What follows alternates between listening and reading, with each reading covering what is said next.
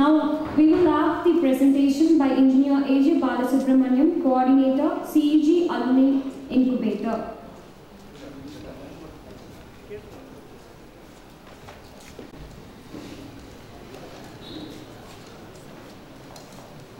Good afternoon to everyone. I would like to have the hand mic there.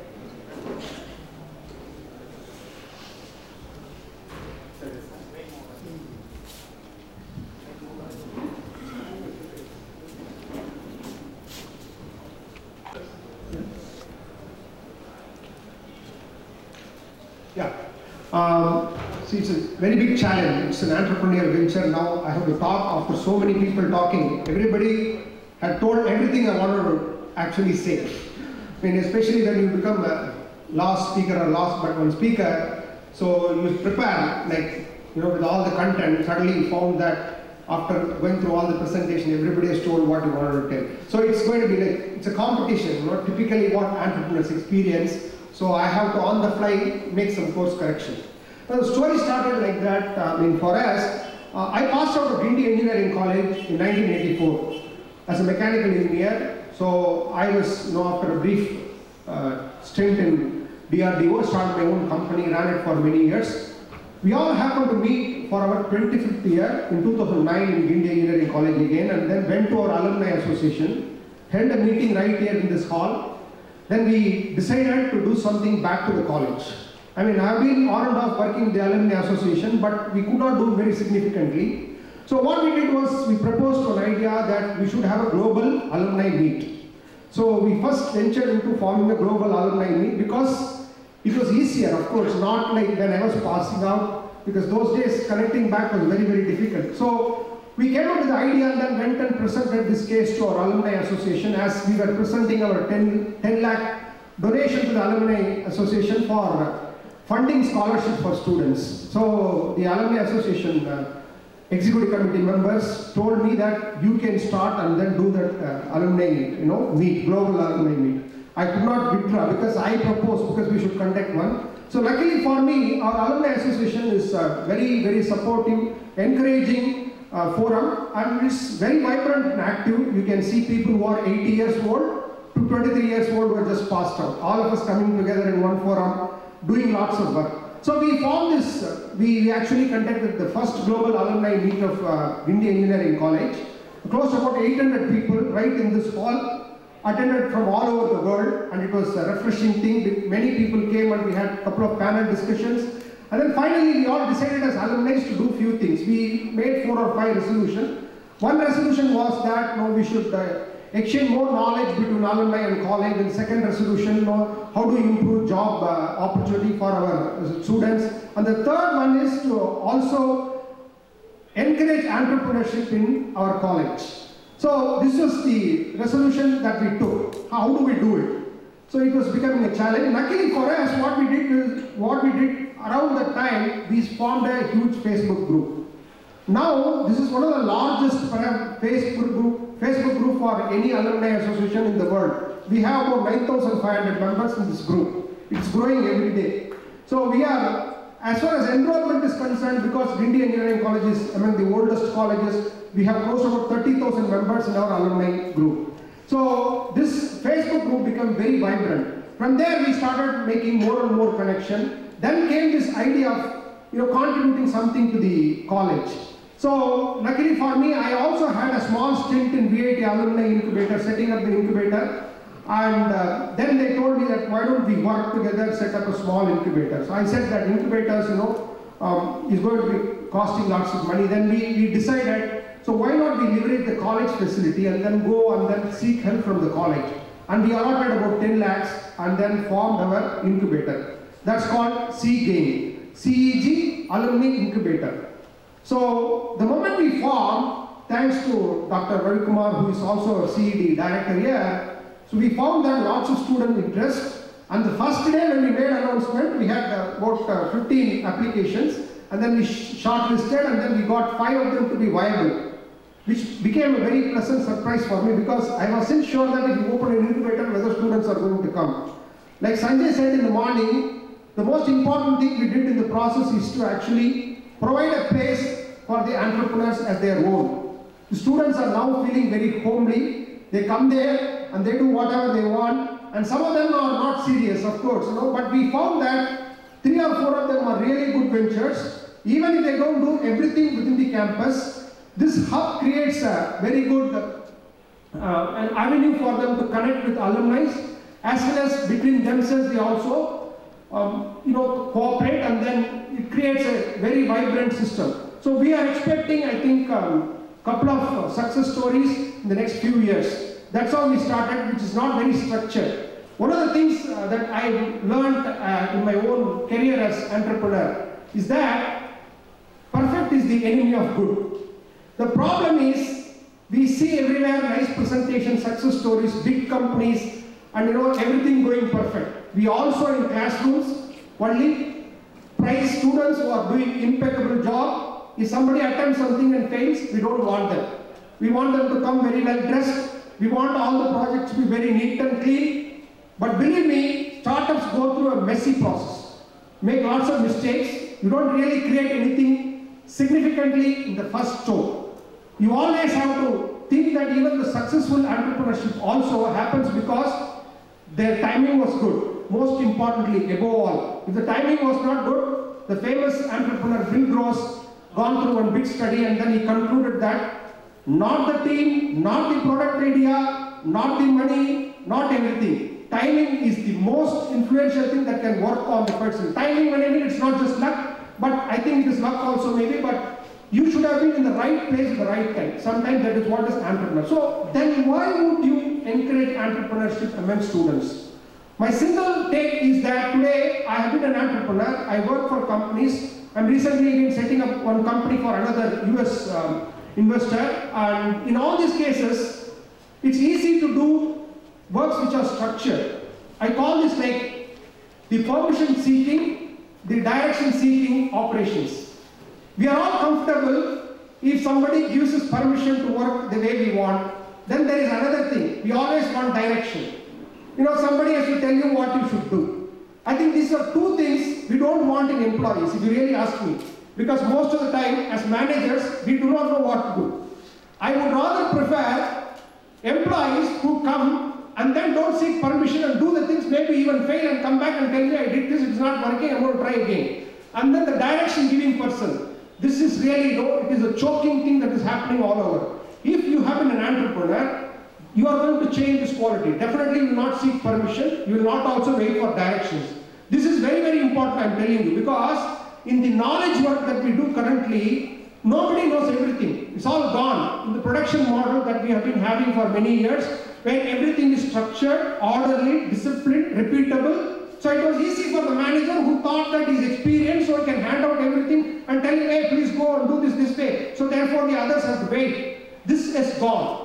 For whatever it is worth is, even if your students fail, please encourage them to do one stint of entrepreneurship. Something like your last year project, let it not be completed successfully. That is not a problem. As long as they make a sincere attempt, the process, the learning will be enormous, which is what every industry expects today. Because when we got internship, there was a passing remark about internship. The biggest challenge which I have faced in giving internship to students is that when we give them internship, they are expecting us to teach them everything, which is very, very difficult. I'm not inducting him as a trainee. Why am I not really taking anybody as internship? Because when he comes as an internship, he thinks it is one more course that some teacher will teach him, so he will be there coming and going out of the office. That's not what every industry wants, because we don't have time to teach our own people, internally train our own people. And this culture has to change. If you want to really change something and then bring about change in your organization, if you have the authority in your institution, please remove this attitude of giving permission, seeking direction. If you remove these two things, because the management, worst thing the management does in all organizations that I have seen is, we don't let people work. I'm being very blunt because I've been on both sides.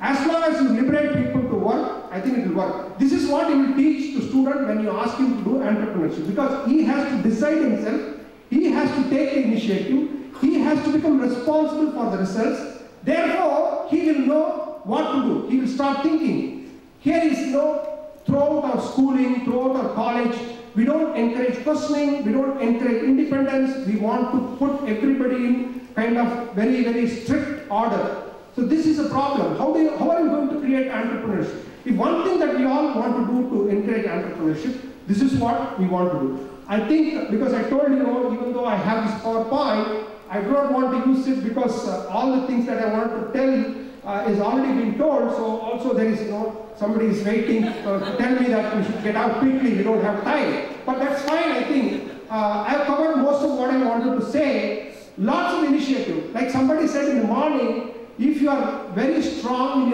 in your commitment to change, then everything is going to be available. But what we saw is, when we set up this incubator, I was not very hopeful. Like always, because I'm an entrepreneur, so I know that I'm not going to do a perfect job, but still it will work. The next day, we saw that 5 or 6 projects coming up. And today, now seeing this success, all our alumni, all over the world, they all are wanting to help us. They want to say that, hey, how do you improvise this? How do you do it better? See, the first thing if you do, you will always fail, people will criticize. Let's say you make a presentation, you show it to your boss, he will make all criticism. But ask your boss to prepare the first presentation. It will not be easy. It's the same thing. Iteration is life. You have to keep iterating. All successes and failures are coming out of iteration. Let's encourage our student community to start learning this process of building. Engineering is not book. Engineering is all about material. Engineering is all about building. Engineering is all about design. Engineering is all about creation. And I realized, after having done engineering in one of the very good colleges, going out, I started my first venture. Actually, we wanted to design some, electronic systems. We didn't know anything.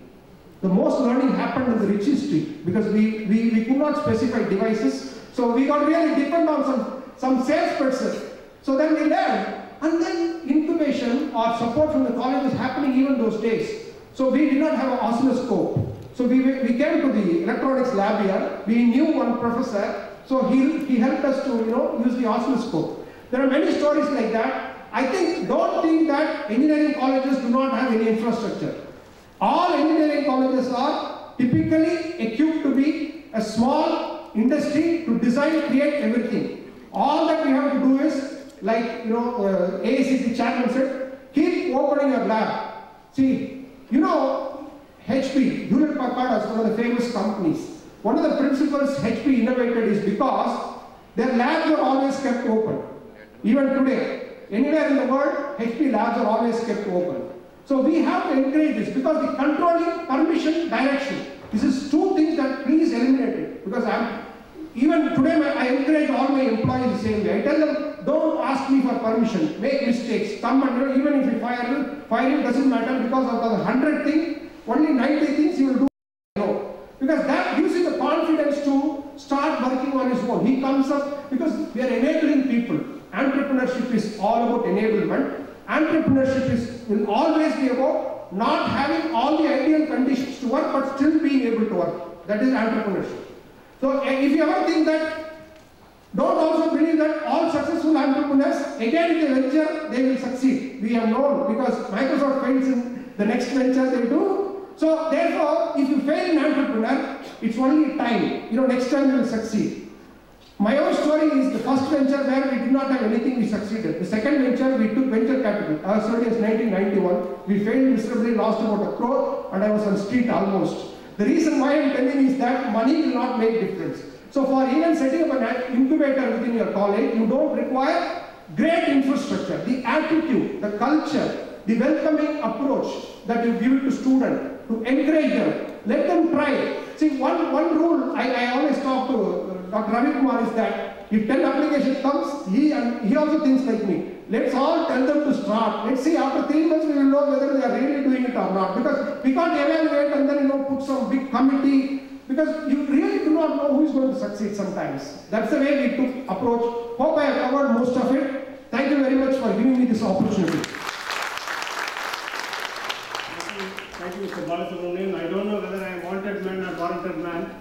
Because of time shortage, we have to do this. Because we want to have more time on the panel discussion for the benefit of all members.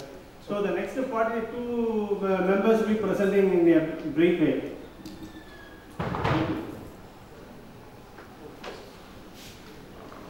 Thank you, sir. Now we will have a presentation by Vishwanathan Sahasranamam, sir, Forge Accelerator.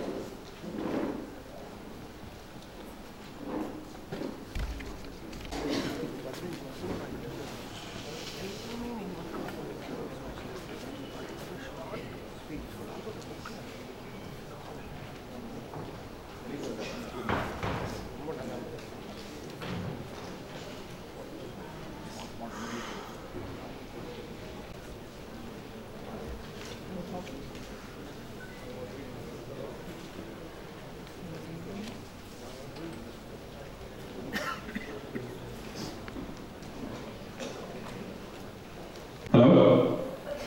Good afternoon. So usually when I'm given an afternoon session, my easiest way to wake up people is to do this. I'll tell them my full name and I'll ask them to count the number of A's in my name. Yeah. So my full name is Vishwanathan Sahasranamam. All right. Please give me the answer before I finish the session. Yeah. So in 2000 I graduated engineering, and after a few years when I was working, one of my father's friends, he met me and said, and asked me, hey, in which college did you study? And I remained silent. And he was not sure. So then he said, okay, he looked at my father. And then my father glared at me and he said, tell me which college did you go to? And immediately he said, College of Engineering, India. You get it? Right? So I did not study here. I came to this college. Right? So I graduated in 2000 with a degree in electronics and communications, which has never mattered ever in my life. I went on to work for a few years in US, for Cisco, in different parts of the world for Nortel and Ericsson. And in 2008, I came back to India to do my MBA from IIM Bangalore. And in a week, 2 weeks into my MBA, I decided, what a wasteful decision. I'll tell you why. The fee is 12 lakhs. I was probably earning about 25-30 lakhs of Indian rupees then. It was 1 year after my marriage, which means for the next 2 years, I would barely spend about 6 hours in a week with my wife, right? And after 2 weeks of doing this, classroom teaching and lecturing in IIM, I said, well, I have to fix this. So what did I do? I went to the NSR cell, which is the incubator inside IIM Bangalore. And I said, well, I have skills. I know product management, I know product marketing, I know business development, I can do a decent business plan. Can I help